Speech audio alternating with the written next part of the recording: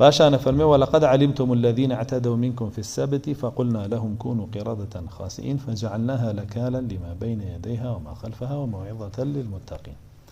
أم دو آيات باسي أصحاب السبتك كأصحاب السبت لا أعراف قصة كان بدروديجيات وتقريبا بريك شتيكي كما ويبرودجار باسي يعني كيبون وشيان كردوا. يقول تعالى ولقد علمتم يا معشر اليهود ما حل من البأس بأهل قرية التي عصت أمر الله. أي يهودية كان فرمي زانيتان كحالي أو كساني نافرماني الله ينكر جل جلاله تشيان لبسرهات سرنجامي نافرماني كان تشيبو وخالفوا عهده وميثاقه فيما أخذه عليهم من تعظيم السبت أوان أو بيمان بلينك الله ينداب جل جلاله لسر بقورداناني روجي شمه شكان ديان روجي شمان لا قورنا يمت روجك من لا قوري بيمان من لسر روجي ليورجيرا روجي جمعة سر روجي جمعة بيمان من ليورجيرا كبقوري بزاني ماشا. طبعا لحديثها هاتوا كالله جل جلاله بيهودي فرمو روجك هل بجيرن بوخوتان كاللاتان عظيم وقوربي وعبادتي خواه برقالتك يهود باجتهادي خوان بيريان كردوا وتيان الله جل جلاله ليك شما دسي كردوا بخلقي زيو اسمانا كان لجمعة ليبوتوا يعني ليك شموتا جمعة كاري كردوا يما شبالة بجيري شمان هل بجير باشا أما حديثي شيء لسرة هي رسول الله صلى الله عليه وسلم دعاء فرمي بنصرانيا كان دعاء أوان فرمي يوج روجي هالبجيرن تعظيمي بكانوا عبادتي خواه برودقارتي أبكن شو تيان والله أو روجي كدسكرا بخلقي مخلوقات باشترى بومان ويا روجي يكشمع أنا حتى يسجل لبيت شيء هرشمو يكشمع ويا أنا دعاء الله جل جلاله كهات سر مسلمانان نيدا دس اجتهادي خوان لخوتنا الرجال فنوي إذا نودي للصلاة من يوم الجمعة فاسعوا إلى ذكر الله يكسر روش الجمعة بدياري كردين خوي دياري كربومان جابوا يا رسول الله صلى الله عليه وسلم فرمي جمعة أو روجية كدرادس اجتهاد يهود ونصارى ونيان كرنا إنساني بلام الله جل جلاله بو خوي بو أمي دياري وفضلك يم أمتي بسر أمتي يهود ونصارى جابوا إما روجة معنا يا جماعة يهودي روج شمان هبوا باجتهادي خوش عن هاليام جاردوا الظلم يعني لنا كراو خوان روج شمان أبجاد بيريان كردوا وتيان لبروي هيجي تيانا كردوا روجا هلا بجيرين باشا ونصراني كان تيان لبروي دسي بيا كردوا مجور روجا هلا بجيرين ويا رسول الله صلى الله عليه وسلم فرمي خير أيامكم الجمعة باشترين روجا كانت روج جمعة لا رواية كتير فرمي خير يوم طلعت عليه الشمس يوم الجمعة باشترين روش خوري بسرا هلاتو روشي جمعة جاء فرمي صلوات مزور لسربا فإن صلواتكم معروضة علي فإن صلواتكم معروضة علي صلوات كانت بيما جيندك أكثر علي من الصلوات لروايات كتير زور صلواتم لسربا شنك عرضك ريبهم ليه برسن كيف يا رسول الله وقد أرمت أي بيغمري خاصة لازم شو صلواتنا بو عرضك لكاتك أتو بواوي فرمي إن الله حرم أجساد الأنبياء على الأرض إن الله حرم على الأرض أجساد الأنبياء الله جل جلاله حرامي كردو لسر زوي جستي بيغمران تيك بدا بلك وبي بارزة نكتيكي بدا داي بخورينا أبي بارزة وجستي بيغمران وقو خوي معه حتى رسول الله صلى الله عليه وسلم فرمي الأنبياء أحياء في قبورهم يصلون بيغمران زيندون لقورا كان ينا نيوجا كان يترشون قورا كان فراوان بوا فقر مداي بينين يعني إن يجتيا كان أتوان يجتيا كان هو بشكولينيا هو بوا كافر كان لو بشكوليش زيادة تسكى بيته تابراسيانا شي بناويك آوائل أبو كافر ومشرك وملحد ومنافق ويهودي ونصراني ومجرى كان جابوا يفرمي باشترين روشتان روش جمعة فيه خلق آدم لو رجاء درس كراو وفيه أدخل الجنة وفيه أهبط الأرض لو رجاء آدم دروس كراوة لو رجاء خراوة بهاش لو رجاء هات وتسر زوي وفيه تقوم الساعة لو رجاء قيامة برفع به انجا فرمي طير سباع وهرچی بوونەوەرەکانە فەرمێ لەو ڕۆژەیە چاوەڕێن چی بەرپا بێ قیامەت بەرپا بێ ئیلا ثەقەلەین نەبێ ئینس و جنۆکە چاوەڕێنین قیامەت بەرپا بێ لەو ڕۆژەیە بەتایبەت ئینس ئینسانەکانە چنچیەکەن لەو دەشتای ڕەقسەکەن لە کاتێکە ئەوانەی کە خاوەنی عەقڵ نین لە حەیوانات چاوەڕێی قیامەتن بەرپا بێ بەڵام ئینسان بێئاگاچێ لەو دەشتا لەپەڕێ و داپەڕێ جابوی لێران فەرمێ یەهود ئەو ڕۆژەیان هەڵبژاردبوو ئێمەش الله جل جلاله ڕۆژی جومعەی پێداوی والقيامة بأمره لو رجاء فرمانكاني الله جيب كان إذ كان مشروعا لهم فتحيلوا على اصطياد الحيتان في يوم السبت بما وضعوه لها من الشصوص والحبال والبرك قبل يوم السبت فرمي أمانيش بيان وتلابوا لو رجاء وبعبادتي الله كان جل جلاله أم ديش ياخذ أم شارة لكنار دريابو بجيويان لسر ماصي قرتن بو لەوێ بوون پێیان وترا لە ڕۆژی شەممایان ڕاو نەکرد تیان باشە عیبادەتەکەین ماوەیەک بۆ شێوە تێپەڕی سەیریان کرد لە ڕۆژی شەممایە ماسیەکان کە زانی بۆیان ئەمان نابکەونە وێزەیان و ڕاویانکەن بە ڕێژەیەکی زۆر زۆرە هاتنە سەر ئاوەکە ئەمان شتیان قەیچێکە ئێمە لە ڕۆژی شەممایە ڕاویان ناکەین باشە هەستان چیان کرد لە ڕۆژی جومعەیە چاڵی گەورە گەوریان لە کەناری ئاوەکە هەڵکەن و ئاوەکەیان بەردایەوە ناوی بۆی لەگەڵ ماسیەکانە بێنەوە ئێرە بێنەوە ناو چاڵەکە وڵێمە کەناری دەریاکەیە چاڵی گەورە گەوریان لێرەیان کرد ئاوی دەریاکەیان بەردایەوە ناوی جۆگایان بۆ کرد باشە لە ڕۆژی شەممایە ماسیانێکی زۆر هاتنە سەر ئاوەکە بۆ جۆگایانە هاتنە ناوم حەوزانەیە هەر لە ڕۆژی شەممایە ڕۆشتن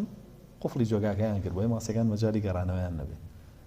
ئەمەیەکێ لە فێڵەکانیان بوو فێڵێکی تریان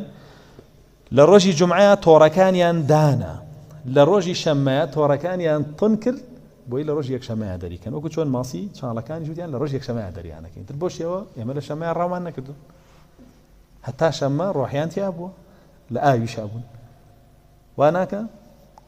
هەتا یەکشەممە هەموویانیان دەرکرد ئەبۆ شێوایان کرد ماوەیەکی زۆر وایان کرد بەردەوام بوون أما كيوايا كر كومالكيان بو شيوان كر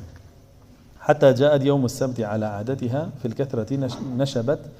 بتلك الحبال والحيل فلم تخلص منها يومها ذلك فلما كان الليل أخذوها بعد انقضاء السبت كالشوي شمدا أهات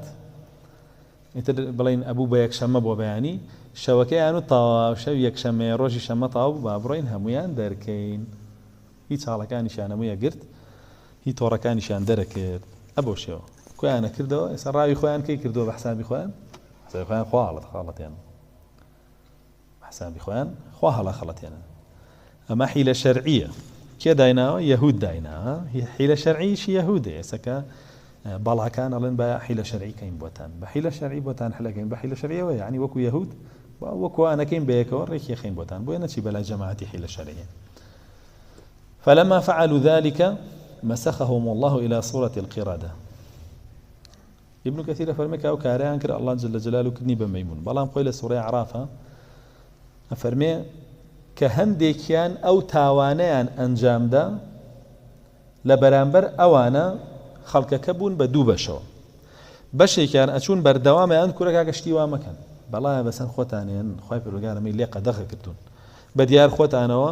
چەندین جار یەهود کە معسیەتی کردووە الله جل جلاله نەیهێشتۆ بە سەریعەتی پەڕە سزای داوە کورە وا مەکەن بۆ ئەمەش سزاتان بۆ دێ بەردەوام نەسیحەتیانەکردن کۆمەڵێکی کەشیان کوردایەتیان نەکرایان دەست بگرن بۆ کڵاوی کراوەتە سەرتانەوە بابانەی بە ئەیان کاکە حەقتان نەبێ لما تعظون قوما الله مهلكهم ومعذبهم عذابا شديدا کاکە بۆ ئامۆژگاریەکەن حەقتان چییە با خوای خۆیان سزایان بە هەر کەس چێتە قەبری خۆی دەست بگرن بە کڵاوی خۆتانەوە حەقتان چییە ئاوا بوو یعنی بون بە سێ بەشەوە میلەتەکە میلەتێ فەرمانیە کرد بە چاکە قەدەغی خراپەیە کرد میلەتێ تاوانی ئەنجامەدا بەشێکیشی چییە کرد بێدەنگ وەستا بوو بگرە بەمانەی کە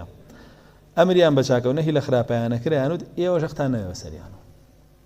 إيمان وتيان شيء قالوا معذرة إلى ربكم سورة أعراف جوان باسيكا وتيان أبي عذرك ما أنبي ولا الله لقيامته كبي وتين إيه وأتان بيني أو خلق أو تاوانا أكرب بو بيا موقف بنبرين يا الله إما بيا موقفك كان نين إما فرمانا بتشاكا هكر قد غيخرا فما أنا كرت يتولى عائلة كتاوايا أنا لما لوا ودانشتي سيريا محمود دقا ورقص سمايا كان بكتشو كرتوا إيه هيجنا بي عذري أبو خد ولا الله ها حلقرا خشك كم وامك برا كم وامك كرة منالا كم نعلم كرة جنك نعلم عذري حلقرا ولا إخوة أبو خد وهي بلاي من قد غم كردوا بلا منا والله ملبان دانشي لقال أنا سيريا كيتوش إيه منكر بيانا قرب وبيو تطبيقك ليه ها علي منكر كم بينا أقوله إيه باش تطبيقي شيء ما قال لي عندها منيشة جاء ما قومي سينبو وتيان كاك حق تان النبي أو مشتيان بخوا بوي إما حق مانية بوي لا إخوان بيروتجار عذرك مان بي بكاك إما قدغي خرابة كمان كردوه بس بقسم عن نكراه معذرة إلى ربكم تشيكش ولعلهم يتقون بشكم كساني كان بقرنه ها هم لدنيا توشي سودة بين بوي كساني كان جيرينه هر عبادة يبكن وهر شاك يبكن أجريه مشيتها وهم لقيامتي شان عذرك مان بي كأما هل صاوين بأركي سرشاني خومان كأمر بشاك ونهي الأخلاق خواه پروردگار فرمي كلنا ومان بردن بس كمان رزقارك أنجينا الذين ينهون عن السوء وأخذنا الذين ظلموا بعذاب بائس فرم بس وانا من رزقار كرت كأمري أن بشاك ونهي عن الأخلاق كرت دو جروبا كيكا هردو كان بچينا وبا الذين ظلموا يعني تاوان باركان خويك كان نيكردبو بس بموقف بولا است امي تريانا هردو كان بيكولا نابرت بچه سزايكيش سزايكي بئيس سزايك كبابلين لقليا سوق بونيانا كدواي آياتي دواء باسيك فلما عتوا عما نهوا عنه قلنا لهم كونوا قردة خاسئين كبوشيوا فرمان كان ينشكان وأمانيش بموقف بون لاستيانا وثمان برون ببن بميمون الله جل جلاله كدني بشي كدني بميمون خاسئين بيريس شروك بيس ناشرين أبو شوي اللي كردن يا سبحان الله أوي دراسيم آتانا بكا بجوانيا ليتي أبقى كاو جورانيا خريكي خرابنو أو أنا شكالا تو حقيقة سنبه لبرشانا وكو ميمونشتانا دركه عين نوعا دركه سمو خم بتبعاتي خم همو أنا وكو ميمونانا بيرم كوالا زور جاري جوانا كلن زيكتن كسين زيكتن جابوا الله جل جلاله وفرمي مسخهم إلى صورة القردة الله جل جلاله كالدنيا شيوي ميمونة يعني الشيوي يعني كربة ميمون باشا تو تبعت بميمون باشا يا شيو طبعا هيك يعني ما بس ميونية بلا يعني قال يكي مخيري كي بلا حاجة كي شيوت بميمون يا تبعت بميمون كم يوم باشا بوي تبعتي بميمون خطر ترى اگر شيوكي بميمون عقلكي لقلع هیچ نبی اوه انسان که ناشرین بو و بلام که ناوی قرابو بميمون شكلك جوانيه بلام ناوي ميمونه عقلك نما باشا يسلم سردما حاليا خلق بو شوان مسخبه شكل شيوكي انسانه بلام تبعتك ميمونه برقصي لقلك بروبزانه بو ان شاء الله يسيو نوسي تشيناكا بروبزانه بو داويني تشيناكا تابي بقى ها قال له هرشي لوتي يجري بو يدو بند فير بيله بو ميمونكي خوي كمينكي تي خلط يعني وايانا دو ديار فير بي اي بي الخلط يعني هرشي كتابي ميمون اساكانه دراسه وي كومله وتفير بي ميمونشكي كي ميني بي الخلط يعني مينكش بعكس هواك طبيعتي هم بو ميمون جابو ميمون باسكا لبروي ميمون زور تشليسا زور چلێسە حەزەکەم بزان دارستانێکی مۆز هەیە لە هیندستان ئەڵێ هیچ ساڵێ بەرهەمیان دەست نەکەوتوە خۆیان لەبەرەوەی کە ئەیەن بەسەریا بەگە لە تاقی لێ بڕن ئەوەشی کە نایخۆن پانیەکەنەوە ئەوە نەساختە چی ئەوەشی کە نایخۆن پانیەکەنەوە جا هەموو جارێکیش بەشێکی زۆریان بە مردووی بەجێمێنێ لەسەر مۆزەکان شەڕیان کردو یەکتریان کوشتو باشە بۆیە تاالبی دنیا بێ هەروە بێ ها رسول الله صلى الله عليه وسلم في المدنيا وكو كلاك يقوى شي شر لسرقه صك واه تو شر لسر دنيا هوله همي بو دنيا تو كلاك كيتي بربي دنیا بۆوانی کە پەرستن و دوایەکەون وەکو کەلاکەوە دا بە پاڵ کەلاکی مەڕێکە ئەڵە کامتانەوەی وێ بە دیرهەمێک ڕەنی یا ڕەسوڵ الله ئەوم بردووەتەوە بۆ گەنیشی کردو کێوێ بە دیرهەمە بۆچی مانە پێویستمان پێی نییە فەرمی دەی دنیا لەوە سوکترە لای خوای پەروەردگار کاو خەڵکە ئەوەی لەسەرەکە کە ئەیکا شەرەفی بۆ فرۆشە دینی بۆ فرۆشە ناموسی بۆ فرۆشە هەموو شتێکی بۆ فرۆشە ئالەوە کەمترە ئەو دنیا ئەگەر هەمووشی دەستکەوێ باشە هەر هەمووشی دەستکەوێ نەک جاری وا هەیە تۆ شتێکی زۆر کەمە لەو دنیاە دەسەکەوێ کە لە سەتا هیچی نییە مانگی 3 ملیۆنێ بێت لە سەتا چەندی هەموو دنیا هیچ لە سەتا چەندی ئەم سلێمانیە ئەسڵان هیچ کەچی تۆ دین و ئەخلاق و هەموو شتێکی پێ بفرۆشی لە کاتێکە هەموو دنیاکە خۆی نرخی و کەلاکەی نییە لای ئەڵڵا جەل جەلاله جا بۆیە فەرمی ئەمانە چیان کرد بۆ شێوە ئەڵڵا جەل جەلاله مەسخی کردن بەهۆی ئەو کردارە قێزەونەکەیانەوە ئەفەرمێ وەهیە أشبه شيء بالأناس في الشكل الظاهر ميمون زور لإنسانة لشكلي دروي وقوريني بو يعني رحمي فكردن براسي الرحمة لما ميمون خرابتر هي براس ايوه ايانا لما ميمون خرابتر لما ميمونش بيستر باشا جابويا الله جل جلاله هشتا رحمكي هبوبان ككرني ما بيمون نيكرن ببراس ولروايات لا آياتي تراهات وكا ليش يكردون ببراس أما أم قومية خلق كردوتي بقدوة إخوي شوين يعني أم قومية كجنجا كان من لتيك توك هر كسي لو أنا بيني هر شيء كايكاتو أم قومية كالله جل جلاله باسك الدبوان من لعنه الله وغضب عليه وجعل منهم القردة والخنازير وعبد الطاغوت أو قوميك الله جل جلاله لعنتي لكردون غضبي خوي بسر أرجعنون كردوني بقردة وخنازير كردوني بميمون وبراز باو باپیران نيوالي كردو بهوي تاوانا كان يانو و بردوامي عبدايتي بو طواغيتكن هم لا طواغيتكاني جن شياطين كان هم لا طواغيتكاني انس لنا وخوانا أما يسبب بيشنك بو همو ملتاني الدنيا هرچی برنامج اوان انتاجی کن بچ که مسلمانی بدویان انتاجی کاتو هرچی فسادی اوان کن بچ که مسلمان بدویان ای کاتو والله ان شاء الله هر شون به حالا گری قدوه يعني بو خود داعتاش ان شاء الله اشتيق بو معقول بو اگر وكو مشروعنيه معقول بو باشا يعني يبيني الله جل جلاله بيطلع له قرآن لقد كان لكم في رسول الله أسوة حسنة من قدوة بودياري كدون رسول الله وازل رسول الله بيني وكو قدوة بچي تشوين قوراني بيجك كنوي كي نوي قردة وخنازيرة نوي عبدي طاغوت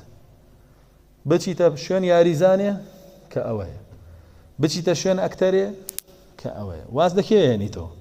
وازل رسول الله قاش لأخوة نية گەرێکی شپێت بڵێ کاکە هێواش تۆ چیەکی و بەرەو کوێ ڕۆیە تۆ بیرێ لە خۆت کەرەوە دوا کەوت و کۆنە پەرست کوڕەکەی باویەوە ماوە ئەم سەردەمە کێ ئەو شتانە ئابێتیە جا بۆیە فەرمێ وليست بإنسان حقيقة فكذلك أعمال هؤلاء وحيلتهم لما كانت مشابهة للحق في الظاهر ومخالفة له في الباطن كان جزاؤهم من جنس عملهم فنبويا كسيري ميمونة شكل إنساني تياه تارادك بويا دارين ويزاني أو باوشتي توزا شكلي خويتي أبو سبحان الله دارين قدي بيتان خوي توزا لميموني شاشا بويا داماو أنا سيري ميموني قردي وخا بيتي هم باوكم بي ترودي وخا باوكي ما بي باوكي خويان أنا باوريان بنظرية كي هي اما باورمان بكي هي با الله هي جل جلاله وبيوتين باوك مان كي وتدي باوك تاعنا دم لم قرانه بيوتين بس ما كان له درس كان بيشو جابويا على الركشة زيادة الإنسان شيء بلام لنا وشيء بيسترين بونا ورا شهواني ترين بونا ورا باشا بعقل ترين بونا ورا أو حالتاني تو لما يموني بيني وبعقلي داني خوي وبعقليه ليس الشرك قد نا خويا السوكا لنا إنسان كان بس ميمون ولا بعقلي خواتي يا خوي السوكا كان لنا إنسان كان بتمني أوي اشتاق لشهوات كان إلى إنسان أنا بدريك دسيك وبدي شيء بقدر جاري وعليه دور قريب بعد ده من جدوى تفيقاته بدي شيء بري هر وري قريب تفيقاته ئەمەنە بەدوای حەزەکانیەوەیەتی شتێکی دەستکەوێ و قلوفیکە هەڵی دووشێ جا بۆیە بەڕاستیە فەرمێ لەبەر ئەوەی ئەوانیش کردارەکەیان کە کردیان داری ڕاوکردنەکەیان لە ڕووکەشە شەمە ڕاویان کرد نە شەمە تۆڕیان نایەوە چاڵیان هەڵکە باشە بەڵام لە ناوەڕۆکە مەبەستیان ئەوە نەبوو ئەو ماسیە زۆرانەی شەمە بەدەستخەن با بۆی ئەڵێ ئەڵڵا جەل جەلالو حەقی لێکردنەوە گۆڕینی بەبوونەوەرێ لە ڕووکەشە لە ئینسانە چێ بەلام لە ناخەوە پیسترین ئینسانە قێزەوەنترین ئینسانە شەهوانیترین بوونەوەرە ئەوە شێوەی لێکردن جا ئاەتەکانی سوورەی جاڵێمە جەزایە لە جنسی عەمالی خۆیان یعنی هاوشێوەی کردارەکانی خۆیان ئەڵڵا جەل جەلالو پاداشتی دانەوە کردارەکەیان بۆ شێوە بوو دەرەوە ناوەی هەبوو وخۆشیان بۆ شێوە گۆڕان ففرمي وهذه القصة مبسوطة في الأعراف حيث يقول تعالى واسألهم عن القرية التي كانت حاضرة البحر إذ يعدون في السبت إذ تأتيهم حيتانهم يوم سبتهم شرعا ويوم لا يسبتون لا تأتيهم وكذلك نجزيهم كذلك نبلوهم بما كانوا يفسقون آياتك واضحة كآياتي صد شخص سيئة إتلا هتاوكو بينجاتي كشجاتي كشرة باشا نفرمي وقوله تعالى فقلنا لهم كونوا قردة خاسئين قال الشيبان النحوي عن قتادة فقلنا لهم كونوا قردة خاسئين فصار القوم قردة تعاوي لها أذناب بعدما كانوا رجالا ونساء لقوم كتشيان لها بون با ميمون قاوقاوي عنبو تعاوي قاوقاوي عنبو هاواري عنبو جنو بياويان لكاتك لو بيش چي بون إنسان بون وقوله تعالى أما أجر بمانه داي بزين سر أم سردمه شمولي زور جروب تاقبو خلقك بس بيزناك أزور لسري بري خوتان قياسات كان بار كار ريت درو أبيني أنواع أبيني ما سخبوه وقوله تعالى فجعلناها نكالا لما بين يديها وما خلفها أم بسر هاتي أم يهوديان بو أجيرين وبوتان بو بسر ما ناهينان بو لم قرآنا بأيوي ألين لكاتيكا 600 ساڵ لەو پێشەوان ئەو حاڵەمان بەسەراهێنان دوای 600 ساڵ بۆی گێڕینەوە بۆتان بۆی پەندی لێ وەرگرنەوە ئەو کارە نەکەنەوە کاوان کردیان حیلە شەرعی نەکەن بەڵێن نەشکێنن پەیمان نەشکێنن وابەسی دینەکەتان بن بە تۆندی بیگرن تەطبیقی کەن ئیگنا دەست لە دینەکەت بەرەی ئەچی بەرەو کوێ دەی باشە ئەچی بۆ کوێ بی بەچی هەی بۆ مەیمون هەر بە تەبیعیە بی مەیمون دەست لە دینەکەت بەردا دوای هەوا و ئارەزوی یا خۆتەکەوی یای خەڵکەکەوی لەو دوانە تێپەڕەکە تێپەڕ ناکە دوای هەوا و ئارەزووکەوە چی فەرقێکەیە لەگەڵ جەماعەتەکەی داروینە هیچ فەرقێک نییە هەروکوانە جا بۆیە فەرمێکی کردمان بە پەند و نمونە بۆچی طبعا لما بين يديها وما خلفها هەندێک گەڵێن ضەمیرەکان بۆ مەکانە هەندێکی ژەڵێن بۆ زەمانە یعنی کردمان بە پەند و ئامۆژگاری بۆ هەموو شار و شارۆچکە و دێهاتەکانی چواردەوریان ئەمانەی ئەم لاو ئەو لاو پێشە و دووە هەمووی هەندێک ژەڵێن بۆ سەردەمەکان بۆ هەموو سەردەمێ حتا وەکو قیامەت دێ خەڵک بیر لەم نمونە بکاتەوە نەوەک بەسەر ئەوانیشان بێ بیر لەو چارە نووسە بکەنەوە بەڕاستی بووی بە مەیمون زۆر ناڕەحەتە بگەڕیتەوە بۆ ئینسان زۆر زۆر ناڕەحەتە چونکە ئیتر ئەو ژیانە ڕای هەر پێویستە بە جەنگەڵە بێ جا بۆیە سێرەکەی مەیمونیش بە تەبیعەت حەزی لە ژیانی ناو جەنگەڵە هەندێک جەنگەڵە ڕۆی هەمووی داری پێوەیە و دوای تۆپ کەوتووە لێیەوە ئەنجا دوو کەڵە و ناوی گرتووە گوێنانێ ئێرگە لێ و جگەرێ و چی و ئەبەو شێوە باشانە فەرمێ قال بعضهم الضمير في فجعلناها عائد على القردة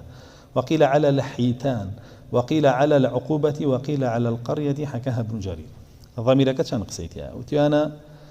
ئەگەڕێتەوە بۆ مەیمونەکانمان کرد بە پەند بۆ ئەو خەڵکە کەوەکوان نەکاکەچی دوای خەڵکێکا بە شانازی وتی ئێمە مەیمونین و باوا پیرانیشمان مەیمونە باشە خوا پرگاکردی بە پەند بۆی نەڵێن وەکوان نەکەین کەچی ئێمە وتی نەوەڵ هەر ئێمە لە ئەسڵا مەیمون بووین ئەوە داروین و جەماعەتێک باشە نەفەرمێ وەقیلە ئەلحیتان یعنی ماسیەکانمان کرد بە پەند بۆ هەموو میلەتان کە هەوڵ نەیەن حرام کراوێک کە ئەڵڵا جەل جەلالو لە کاتێکی دیاری کراوە حرامی کردووە دەستی بۆ برن تاوەکو وەگا تاو کاتێک کە حەڵاڵەتیایە ئەفەرمێ هەندێکی کە فەرمویان ئاگەڕێتەوە بۆ عقوبەکە گەڕێتەوە بۆ ئەو سزایی کە الله جل جلاله داوینی. هەندێک تریشیان فەرمیان ئەگەڕێتەوە بۆ قەریەکە، بۆ دێکە کە خوای پەروەردگار کردێتی بە پند بۆ هەر هەمویان. خۆی قاعدەی زمانی عەرەبی ئەڵێ چی ئەڵێ الضمير يعود إلى الأقرب. ضمير عادة ئەگەڕێتەوە بۆ نزیکترین وشە لە خۆیەوە. نزیکترین وشە لە جعلناها چییە؟ قردة خاسئين. مەیمونەکە ئەبۆ شێوە.